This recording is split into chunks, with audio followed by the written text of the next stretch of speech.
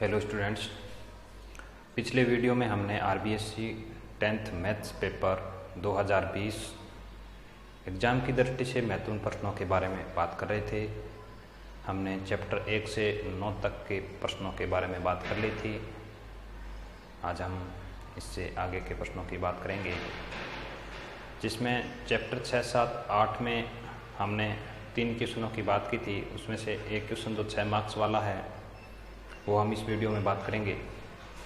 जो चैप्टर 7 से आता है, चैप्टर 7 से जो 6 मार्क्स का क्वेश्चन आता है वो इसके लिए आप कुछ मैंने एग्जांपल्स लिखे हैं, कुछ क्वेश्चन लिखे हैं, इनको आप करना। इसके बाद चैप्टर 10 की बात करते हैं। चैप्टर जो 10 से 14 है वो टोटल 20 नंबर का है, ठीक है। चैप्टर 10 में से कभी तो एक क्वेश्चन आता है और कभी 2 क्वेश्चन आ जाते हैं। एक तो एक का फिक्स ही है, कभी तो 3 का आ जाता है और कभी 3 का नहीं आता है। उसका कारण यह है कि कभी चैप्टर 11 में से 3 का आ जाता है और कभी 6 का आ जाता है, ठीक है।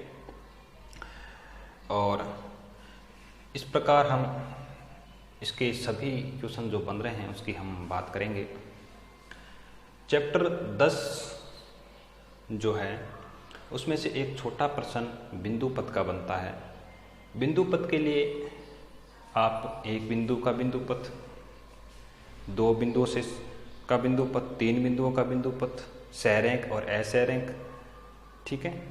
उसके बाद घड़ी के पेंडुलम के सिरे का बिंदु पथ, ठीक है। समतल में लुढ़कने वाले वर्त के केंद्र का बिंदु पथ। इस प्रकार के बहुत सारे प्रश्न आपके लिए बनते हैं। 2 समांतर रेखाओं से समान दूरी पर स्थित बिंदुओं का बिंदु पथ। इसके अलावा आपसे ये भी पूछ सकता है केंद्रक, अंतःकेंद्र, परिकेंद्र, इनके बारे में आपसे ये बात कर सकता है कि माध्यिकाओं का प्रतिच्छेद बिंदु क्या कहलाता है, त्रिभुजों के शीर्षों से समान दूरी पर स्थित बिंदु क्या कहलाता है, त्रिभुज की भुजाओं से स्थित समान दूरी पर स्थित बिंदु क्या कहलाता है। इस प्रकार के प्रश्न भी इसके लिए मोस्ट रहेंगे। उसके बाद मैंने 3 नंबर के प्रश्न के लिए कुछ संभावित प्रश्न लिख दिए हैं। प्रमेय आने का चांस थोड़ा सा कम रहता है, इसके लिए फिर भी आपको ये एक प्रमेय जरूर करनी है। चैप्टर 11 में ये जो मैंने 1 नंबर का क्वेश्चन एक आता है और एक आता है 3 नंबर का या 6 नंबर का। तो इसके लिए 1 नंबर के लिए तो ये ठीक है, और 3 या 6 के लिए ये जो मैंने एक थेल्स प्रमेय लिखी है। देखिए, प्रमेय लगभग जो प्रश्न होता है ना उसके अथवा में ही आती है हमेशा, लगभग यही अब तक का रिकॉर्ड ये रहा है। थेल्स प्रमेय ये एक आप जरूर करना। 11.2 के ये क्वेश्चन है, 11.3 में 12वां, 15वां, 10वां ये क्वेश्चन है, और 11.4 के और कुछ मैंने एग्जाम्पल 4 और 7 लिखे हैं। ये 160 नंबर पेज, 162 नंबर पेज। ये जो प्रश्न है ना, चौथा एग्जाम्पल, 7वां एग्जाम्पल, 15वां क्वेश्चन, इस प्रकार के जो प्रश्न हैं वो 6 नंबर के क्वेश्चन के लिए सेट बैठते हैं, इसलिए मैंने इनको लिखे हैं। उसके बाद बात करते हैं चैप्टर नंबर 12 की, जिससे एक 6 नंबर का क्वेश्चन हमेशा आता है, लगभग हमेशा। चैप्टर 12 से एग्जाम्पल ये 12.2 के क्वेश्चन 6, 7, 12.3 के क्वेश्चन, उसके बाद 12.4 के क्वेश्चन और विविध के क्वेश्चन, और आपको ये जो प्रमेय है 12.9 इसको भी एक बार देखना है। इसके बाद चलते हैं चैप्टर नंबर 13 की तरफ।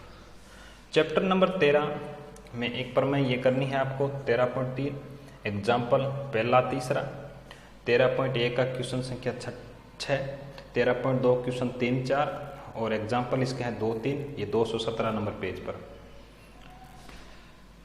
ठीक है। उसके बाद चैप्टर नंबर 14 से 3 नंबर का एक क्वेश्चन आता है, जिसके लिए मैंने इंपॉर्टेंट क्वेश्चन लिखे हैं। 14.1 का तीसरा, 8वां, 9वां और 14.2 का क्वेश्चन संख्या 3 और 6। ये थे चैप्टर 10 से 14 के इम्पोर्टेंट क्वेश्चन। इनमें से आने की पूरी संभावना है, आप इसका स्क्रीनशॉट ले लीजिए। नेक्स्ट बात करते हैं चैप्टर 15 और 16 की। चैप्टर 15 और 16 10 नंबर का है और इसमें से लगभग 2 क्वेश्चन आते हैं 2 नंबर का और 3 नंबर का, 2 का 3 का, इस प्रकार के प्रश्न आते हैं। देखिए 15 और 16 जो चैप्टर है इसके लिए आपको सारे सूत्र याद होने जरूरी है, ठीक है। देखिए इसके लिए मैंने कुछ इंपॉर्टेंट क्वेश्चन तो लिख दिए, लेकिन वो आपको बिल्कुल सरल सा क्वेश्चन भी दे सकता है, सीधा सूत्र पर आधारित, ठीक है। ऐसे ऐसे तो बहुत ही सवाल बन रहे हैं, इसलिए आपको सूत्र याद होना इन चैप्टरों के लिए बहुत ही जरूरी है। फिर भी मैंने कुछ क्वेश्चन आपके लिए लिखे हैं। 15.1 के लिए ये क्वेश्चन लिखे हैं, पेज नंबर 237 पर एग्जाम्पल है। दूसरा 5वां समान ही है, दूसरा और 5वां एक ही है, त्रिज्यीय खंड पर है और ये वर्तखंड पर है। इसके बाद 15.2 का क्वेश्चन संख्या 7वां, ये इस प्रकार के एग्जाम्पल 12वां है और 15.3 में ये कुछ क्वेश्चन मैंने लिख रखे हैं। ये जो 7वां, 8वां, 9वां, 10वां क्वेश्चन है ये 3 नंबर के क्वेश्चन के लिए ज़्यादा इम्पोर्टेंट रहता है। चैप्टर 16 की बात करें तो 16.1 में से ये क्वेश्चन और एग्जाम्पल दूसरा 5वां, 6वां। 16.2 का तीसरा ये क्वेश्चन इस प्रकार और ये एग्जाम्पल।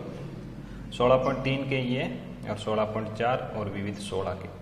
जो विविध में से ये मैंने क्वेश्चन लिख रखे हैं 7वां, 9वां, 11वां, 12वां, 13वां, ये 3 नंबर के क्वेश्चन के लिए सेट बैठते हैं। उसके बाद चलते हैं आगे चैप्टर नंबर 17 की तरफ। चैप्टर नंबर 17 से एक ही क्वेश्चन आता है माध्य, माध्यक या बहुलक पर।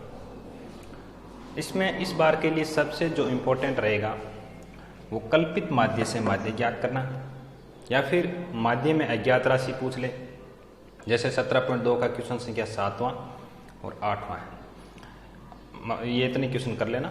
माध्य, माध्यक और बहुलक आपको आना चाहिए और माध्य आपको कल्पित माध्य से ज्ञात करना आना चाहिए, ठीक है। आप इसका स्क्रीनशॉट ले लीजिए। नेक्स्ट चलते हैं चैप्टर नंबर 18 की तरफ। चैप्टर नंबर 18 जो प्रायिकता है इसमें से 2 प्रश्न आते हैं, एक तो 1 नंबर का और एक 3 नंबर का।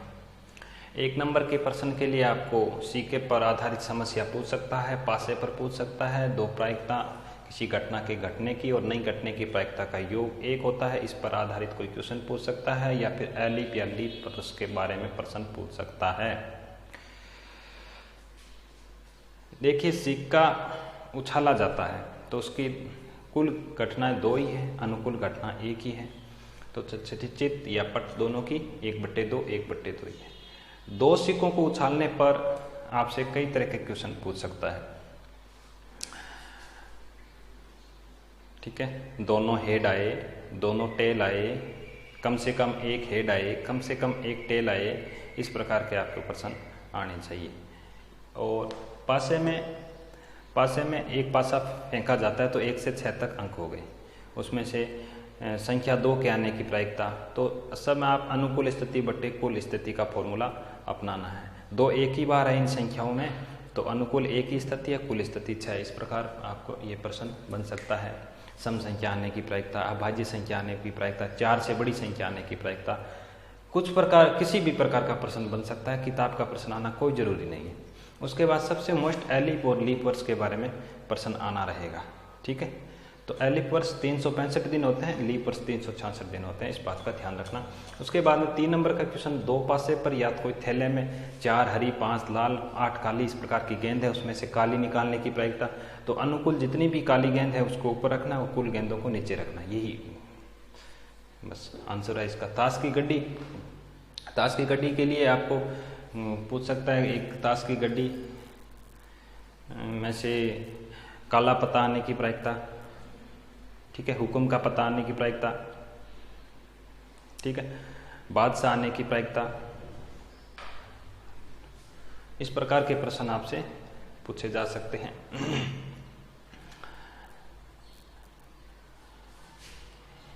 दरबारी पता आने की प्रायिकता, किसी भी प्रकार का क्वेश्चन बन सकता है। और इसमें जो सबसे मोस्ट रहेगा वो आपके 2 पासों पर आधारित रहेगा।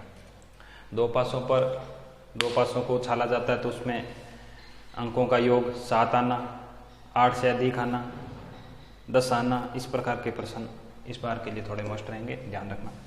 चैप्टर नंबर 19 जो सड़क सुरक्षा का है, इसमें से 3 प्रश्न आते हैं, 1, 1 और 2। जो 1 नंबर के छोटे क्वेश्चन हैं उसके लिए एक तो लगभग इनमें से प्रश्न बन सकता है। छोटा प्रश्न कि पीयूसी का नाम बताओ, पॉल्यूशन अंडर कंट्रोल सर्टिफिकेट। और अवरोध दूरी, देखिए अवरोध दूरी क्या होती है। अवरोध दूरी जैसे मान लो चालक द्वारा अवरोध आने पर, ठीक है, प्रतिक्रिया करता है और प्रतिक्रिया के दौरान जो दूरी तय होती है उसको अवरोध दूरी कहते हैं। जैसे फॉर एग्जांपल एक कोई वाहन चालक गाड़ी चला रहा है तो उसके सामने कोई बस, गाय, ट्रक कुछ भी आ गया तो वो ब्रेक लगाता है, तो वो ब्रेक है उसकी प्रतिक्रिया है, ठीक है। तो उस दौरान वो कितनी दूरी पर जाके रुकता है ब्रेक लगाने पर, वो दूरी अवरोध दूरी कहलाती है। और रुकने की दूरी का मतलब है जो अपनी प्रतिक्रिया दूरी प्लस जो अवरोध दूरी है उसको रुकने की दूरी कहा जाता है। उसके बाद पूछ सकते हैं यातायात संकेतों में लाल बत्ती की आकृति किस ज्यामितीय आकृति के हिसाब से होती है, वो अष्टभुजाकार होती है। यातायात संकेतों को कितने भागों में बांटा गया है, 3 भागों में। और सीसीटीवी कैमरे के कोई 2 लाभ बता दो, तो लाभ बहुत है, ठीक है। अपराधियों में अंकुश लगता है, ठीक है, उसमें डर की भावना पैदा होती है, ठीक है। और लोग नियमों का पालन सही तरीके से करते हैं, इससे दुर्घटना की संभावना कम रहती है। कई प्रकार के होते हैं, लिख देना आप। चोरी की संभावना घटती है। इसके बाद ऐसे भी प्रश्न पूछ सकते हैं पेट्रोल की जगह किस का इस्तेमाल किया जाए जिससे प्रदूषण कम हो, तो सीएनजी, इस प्रकार के एग्जाम्पल लिख देना। अब जो बड़ा क्वेश्चन आता है वो एपी से आ सकता है, 2 चरों में रैखिक समीकरण से आ सकता है और ऊंचाई और दूरी पर आधारित आ सकता है। ज्यादा चांस एपी के या फिर 2 चरों में रैखिक समीकरण के है।